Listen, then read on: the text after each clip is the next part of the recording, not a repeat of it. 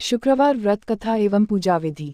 आज हम शुक्रवार की कथा और पूजा विधि जानेंगे। शुक्रवार के दिन माता संतोषी की पूजा करने का विधान है। ऐसी मान्यता है, जो भी माता संतोषी की सच्चे दिल से पूजा अर्चना करता है उसे सभी तरह के सुखों की प्राप्ति होती है। माता संतोषी के व्रत जो भी रखता है उसे ध्यान रखना होता है कि वो भूल से भी खटाई बिल्कुल न खाएं। अगर आप मां संतोषी का व्रत करने का विचार कर रहे हैं किंतु आपको इस व्रत की पूजन विधि और व्रत कथा नहीं मालूम तो आज हम आपको विधिनुसार सब कुछ बताएंगे। जानिए शुक्रवार की व्रत कथा और पूजन विधि। शुक्रवार व्रत कथा। एक समय की बात थी, एक नगर में बुढ़िया और उसका बेटा रह करता था। कुछ समय बाद बुढ़िया ने उसका विवाह कर दिया और विवाह के बाद बुढ़िया अपनी बहू से ही सारा काम करती और उसे खाना भी ठीक से न देती। यह सब देख बुढ़िया के बेटे ने शहर जाने की सोची और बुढ़िया और अपनी पत्नी से आज्ञा मांगी। तब उस बुढ़िया ने बहू को अपनी निशानी देने को कहा। वो रोने लगी कि उसके पास तो ऐसी कोई भी निशानी नहीं है और वो शहर चला गया। एक दिन बुढ़िया की बहू ने देखा कि नगर की सभी स्त्रियां माता संतोषी की पूजा कर रही है।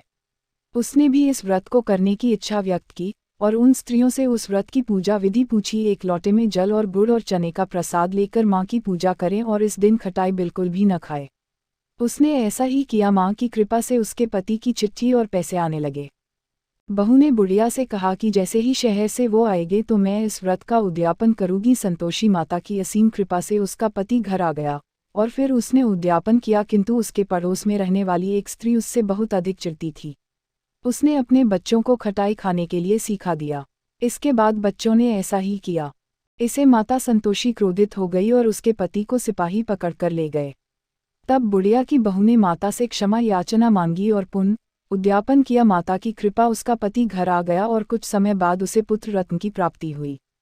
शुक्रवार व्रत की विधि। 1. सबसे पहले सुबह जल्दी उठे, स्नान करके साफ वस्त्र धारण करें। इसके बाद व्रत का संकल्प लें। 2. इसके बाद मां संतोषी की प्रतिमा या चित्र स्थापित करें। अधिक जानने के लिए हमारे ज्योतिषियों से संपर्क करें। 3. इसके बाद कलश की स्थापना करें, लेकिन याद रखें कलश तांबे का ही हो। इसके बाद किसी बड़े पात्र में गुड़ और चने का प्रसाद रखें। 4. इसके बाद मां संतोषी का विधिवत पूजन करें, उनकी कथा सुनें और अंत में मां संतोषी की आरती उतारें। 5. अंत में जल से भरे पात्र का जल पूरे घर में छिड़क दें। संतोषी माता के व्रत में खटाई का बिल्कुल भी प्रयोग न करें और न ही घर में किसी को करने दें।